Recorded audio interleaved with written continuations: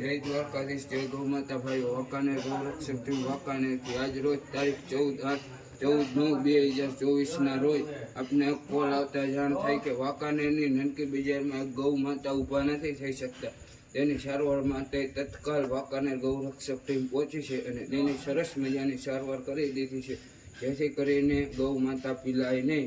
અને તેને જલ્દીથી જલ્દી સારવાર